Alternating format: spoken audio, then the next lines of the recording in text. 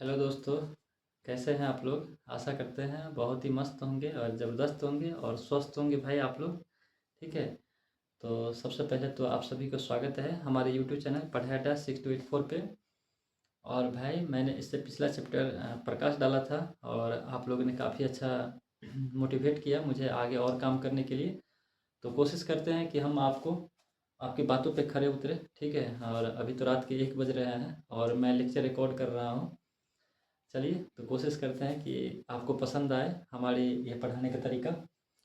तो चलिए अब बातें ज़्यादा नहीं करना, क्योंकि आपके काम पे ज़्यादा फोकस करना। जो बच्चे 10वीं के एग्ज़ाम दे रहे हैं मैं उसके पॉइंट ऑफ व्यू से ये लेक्चर प्रिपेयर किया हूँ और मैं उसी के बेस पे मैं बता रहा हूँ। ठीक है। जो आपके एनसीईआरटी में दे रखा है, ना एनसीईआरटी से मैं ज़्यादा बता रहा हूँ, ना एनसीईआरटी से कम बता रहा हूँ। ठीक है जी। जितना दे रखा है मैं उतना ही कंप्लीट करवा दे रहा हूँ। ठीक है।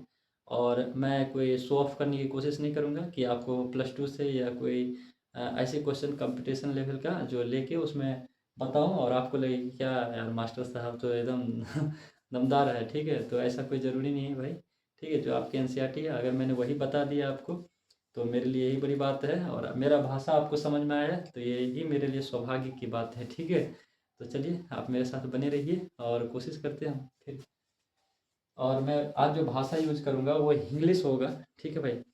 क्योंकि एक हिंदी का अलग से लेक्चर बनाऊँ फिर इंग्लिश का अलग से लेक्चर बनाऊँ तो वो ठीक नहीं रहता, तो मैं कोशिश करता हूँ कि इसी में दोनों कंबाइन करके मैं समझा दूँ। ठीक है। चलिए तो ये चैप्टर है। इस चैप्टर में सबसे पहला जो पॉइंट आपको पढ़ना रहता है वो एग्जाम में पूछ भी देता है 2 नंबर का, कि difference between the physical change and the chemical change, या रासायनिक परिवर्तन और भौतिक परिवर्तन में अंतर लिखे हैं। ठीक है। तो सबसे पहले तो हमको ये जानना है कि फिजिकल चेंज क्या होता है। फिजिकल चेंज, इसे भौतिक परिवर्तन कहते हैं। चेंज मतलब परिवर्तन। और एक होता है केमिकल चेंज। केमिकल चेंज, ठीक है भाई, इसे रासायनिक परिवर्तन कहते हैं। ठीक है। परिवर्तन ऐसे लिखते हैं। चलिए अब है इन दोनों का ना, सबसे पहले डिफरेंस कर लेते हैं तो क्लियर हो जाएगा आपको और मुझे भी बताने में सही रहेगा। तो सबसे पहले तो भौतिक देख लेते हैं कि भौतिक क्या होता है। ठीक है। भौतिक का मतलब होता है कि देखने से लग रहा है कि जिनकी अवस्था बदल सकते हैं। हम सिर्फ क्या कर सकते हैं, इसको अवस्था बदल सकते हैं, बाकी और इसमें किसी प्रकार का बदलाव नहीं होगा। या ऐसे बोल सकते हैं जिसकी अवस्था, सिर्फ अवस्था को बदला जा सकता है। ठीक है। बदला जा सकता है, इसी को बोलते हैं जिसका स्टेट चेंज किया जा सकता है। ठीक है। इंग्लिश वाले में स्टेट होता है, इसका स्टेट चेंज किया जा सकता है। और इसी का दूसरा पॉइंट होता है कि अवस्था बदला जा सकता है, तो मतलब कि इसका पुराने वाले अवस्था को लाया भी जा सकता है। ठीक है भाई। तो इसी को हम एक और शब्द में लिख सकते हैं, दोबारा से अवस्था, इसकी इसका ओरिजिनल अवस्था को लाया जा सकता है। ठीक है भाई। अवस्था को लाया जा सकता है। ठीक है। तो ये एक पॉइंट हो गया। एक ही चीज़ को मैंने दो अलग अलग तरीक़ों से लिखा है, बात सेम ही है। मतलब अगर मैं क्या कहना चाह रहा हूँ, अगर देखिए अगर जल है, ठीक है भाई, इसको आपने 100 डिग्री सेल्सियस टेम्परेचर दिया तो किस में बन गया, वाष्प में बन गया। और जल को अगर 0 डिग्री सेल्सियस पे आपने ठंडा किया तो किस में बदल गया, बर्फ में बदल गया। ठीक है जी। तो इसका अवस्था बदल रहा है, ये जल से वाष्प में बन रहा है तो गैस की अवस्था में है। ठीक है। वाष्प किस में होता है, गैस अवस्था में होता है। जल कैसा है, लिक्विड अवस्था में है। ठीक है। और बर्फ कैसा होता है, ठोस अवस्था में होता है, जिसे सॉलिड स्टेट भी कहते हैं। ठीक है भाई। तो आप क्या कर रहे हो, इसकी बस स्टेट चेंज कर रहे हो। ठीक है जी। यहाँ पे कोई नया पदार्थ नहीं बनता है। तो बन रहा है क्या, नहीं ना। अगर देखोगे तो जल वाष्प में बना, वाष्प को फिर जल में लाया। ठीक है। तो कहीं नया नहीं बन रहा है, कुछ ऐसा नहीं बन रहा है जो नया ही कुछ अलग तरह का सब्सटेंस हो। ठीक है। यहाँ पे कोई नया सब्सटेंस सब्सटेंस नहीं बनता है। ठीक है, ये तीसरा पॉइंट हो गया। अगर मैं और पॉइंट लिखूं तो जब कोई नया सब्सटेंस नहीं बनेगा भाई, तो इसका मतलब क्या हो रहा है, नया सब्सटेंस नहीं बन रहा है, तो इसमें एक चीज़ और जोड़ सकते हो कि इसका कंपोजिशन जो रहेगा, ठीक है ना, कंपोजिशन हमेशा हमेशा सेम रहेगा। सेम को सेम ही लिख देते हैं मैं, ठीक है, समान, जैसे क्या है, समान रहेगा, कंपोजिशन हमेशा समान रहेगा। ठीक है, इसका मतलब देखो, अगर जल का कंपोजिशन क्या होता है, H2O, तो वाष्प का भी कंपोजिशन क्या है, H2O, और बर्फ का भी क्या कंपोजिशन है, H2O। ठीक है, तो कंपोजिशन तीनों की स्थिति में कंपोजिशन वही रहेगा। ठीक है, तो ये कंपोजिशन हमेशा समान रहेगा। अगर कंपोजिशन समान है भाई, तो कहीं ना कहीं एक इसमें और चीज़ आ जाता है कि इसके अणुओं में किसी भी तरह का बदलाव नहीं होता है। ठीक है, फिजिकल चेंज में क्या होता है, इसकी अणु में किसी भी तरह का बदलाव नहीं होगा। तो एक और पॉइंट जोड़ लो, इसकी अणुओं में किसी भी प्रकार का बदलाव नहीं होता है। ठीक है, अब इसी को बोलते हैं, अणुओं को बोलते हैं मॉलिक्यूल्स। ठीक, मॉलिक्यूल्स डज नॉट चेंज। ठीक है, ये हो गया। इतनी बात आपको समझ में आ गया होगा, आशा करते हैं। ठीक है, अगर उदाहरण देखना है तो उदाहरण देख लो, एग्जाम्पल। उदाहरण क्या क्या हो सकता है भाई, जैसे मेल्टिंग ऑफ आइस एक एग्जाम्पल है। ठीक है, बर्फ का पिघलना, यहाँ पे अवस्था में परिवर्तन होगा, लेकिन ये क्या है, एक भौतिक परिवर्तन है। दूसरा बॉइलिंग ऑफ वाटर। ठीक है, बॉइलिंग ऑफ वाटर, पानी का गर्म होना। ठीक है, तो आशा करते हैं इतनी बातें आपको समझ में आ गया होगा फिजिकल चेंज का।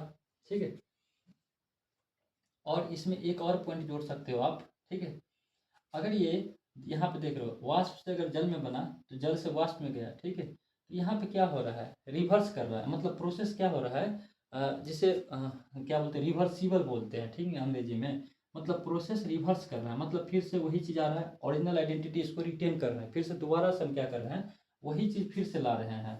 तो इसीलिए इस प्रोसेस को क्या से फिजिकल चेंज को एक और नाम दिया जाता है, रिवर्सिबल चेंज। ठीक है, रिवर्सिबल चेंज कहा जाता है। रिवर्सिबल चेंज क्यों कहते हैं, समझ में आ गया होगा। इसलिए कहते हैं क्योंकि पुराना आइडेंटिटी जो है उसका फिर से हम दोबारा से ला रहे हैं। ठीक है, बाकी इस पर क्या बातें करना, छोटी चीज़ें हैं, में से पढ़ रहे हैं बच्चे। चलिए, केमिकल चेंज में क्या होता है, तो इसमें चलो देखिए, केमिकल चेंज ऐसी चेंज को कहा जाता है जिसमें अगर कोई चीज़ एक बार बन गया, कन्वर्ट हो गया, तो दोबारा से आप उसकी आइडेंटिटी को या उसकी अवस्था में जो परिवर्तन हो गया, तो उसको फिर दोबारा नहीं ला सकते हो। ठीक है, अगर जैसे एग्जाम्पल में तो आपने पढ़ा ही होगा, दूध से दही बनना एक एग्जाम्पल है। अगर दूध दही में कन्वर्ट हो गया, दही फिर से दूध में नहीं आएगा। अगर कोई पेपर है, ठीक है, मान लो कोई पीस पेपर है, पेपर को आपने जला दिया। ठीक है, जलाने के बाद क्या बन गया, वो राख बन गया। तो क्या राख को फिर से पेपर बना सकते हैं, नहीं ना बना सकते भाई। तो ये क्या हो गया, केमिकल चेंज हो गया। जैसे आम का पकना, आम एक बार पक गया तो केमिकल चेंज हो गया। ठीक है जी, और भी है, जैसे लोहे पे जंग लगना, ये भी एक केमिकल चेंज होता है। इलेक्ट्रोप्लाटिंग एक उदाहरण है, जिसमें एक आभूषण बनाने में काफ़ी ज़्यादा यूज किया जाता है कि एक धातु पे दूसरे धातु का लेपन किया जाता है। ठीक है, इलेक्ट्रोलाइट प्रोसेस द्वारा। तो वो चीज़ें नहीं पढ़ना, अभी उदाहरण पढ़ रहे हैं हम। तो ये सारे क्या है, केमिकल चेंज है। तो केमिकल चेंज में हम क्या कर सकते हैं, इसमें क्या होता है कि जैसे जो चीज़ बना है तो वो अलग ही प्रकार का सब्सटेंस बनेगा। जो पुराने वाले सब्सटेंस का जो प्रॉपर्टी होगा, गुण-धर्म होगा, वो नए वाले सब्सटेंस के अलग होगा। ठीक है, जो सब्सटेंस हमको बनेगा केमिकल चेंज होने के बाद, उसका गुण-धर्म पहले वाला जो सब्सटेंस होगा या पदार्थ होगा उससे भिन्न होगा। ठीक है भाई, ये समझने की बात है कि इसकी ओरिजिनल जो आइडेंटिटी होगा उसको हम दोबारा से फिर से दोबारा नहीं ला सकते हैं। ठीक है भाई, इसका जो भी ओरिजिनल आइडेंटिटी होगा, ओरिजिनल आइडेंटिटी जो पदार्थ पहले वाला होगा, उसको हम आइडेंटिटी को दोबारा से रिटर्न नहीं कर सकते। ठीक है, तो पहला पॉइंट हो गया।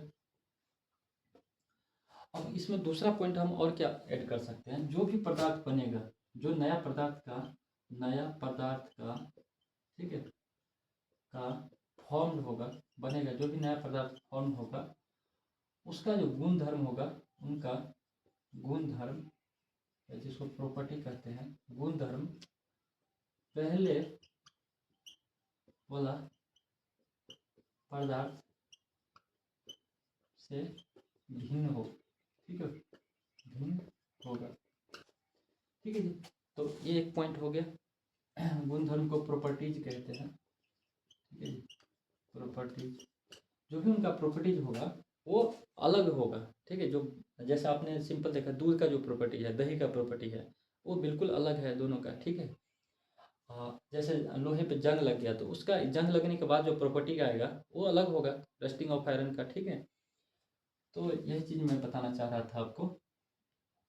और दूसरा देखो, एक बार ये चीज़ बदल गया, लोहे पे एक बार जंग लग गया तो भाई वो तो खराब हो गया, अब इसको फिर से लोहा ओरिजिनल तो नहीं, जो पहले वाला था वो तो प्रॉपर्टी नहीं रहेगा उसमें, तो एक नया ही सब्सटेंस बन गया, ठीक है जी। वो तो हम आगे और भी अच्छे से पढ़ेंगे। तो इसमें क्या होता है, इरिवर्सिबल होता है। जैसे कि कई बार सर लोग बताते भी है, एक छोटा सा एग्जांपल देके, जैसे अभी मैंने बताया कि पेपर को जला दिया तो जलाने के बाद जो राख बना, तो राख को हम फिर से क्या कर सकते हैं, पेपर नहीं बना सकते, तो इसीलिए ये क्या ऐसा प्रोसेस हो जाता है, इरिवर्सिबल प्रोसेस होते हैं। इरिवर इरिवर्सिबल इरिवर्सिबल चेंज होता है, ठीक है। इसमें जिसे अनुत्क्रमणीय कुछ कहा जाता है, अनुत्क्रमणीय बदलाव कहा जाता है, ठीक है।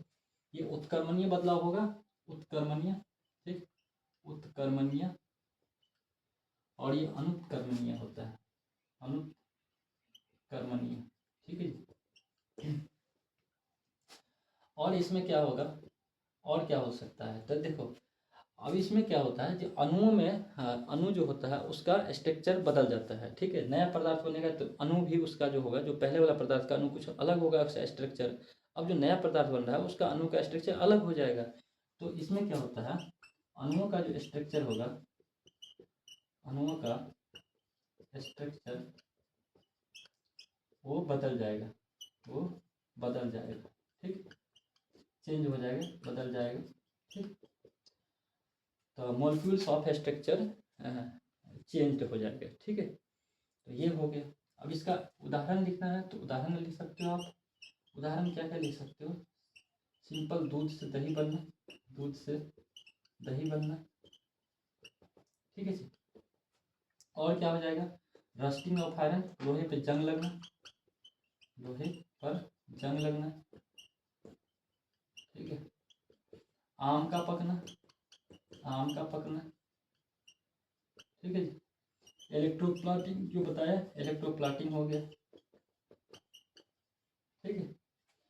तो ये कुछ मैंने एग्जांपल लिख दिया जो आपको बेहतर तरीके से समझ में आएगा इसी उदाहरण के थ्रू, ठीक है जी। और एक जो होता है जो काफ़ी अच्छा है, और मैं कोशिश करता हूँ कि आपको समझा पाऊँ इसको। देखो एक जो होता है उदाहरण, मोमबत्ती, मोमबत्ती का एक गलना होता है और एक जलना होता है, ठीक है। दोनों में पूछ लिया जाए कि गलना किस में आएगा और जलना किस में आएगा। देखो मोमबत्ती अगर जल रहा है तो वो कैसा चेंज है, केमिकल चेंज है, ठीक है।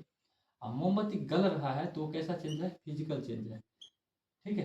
क्योंकि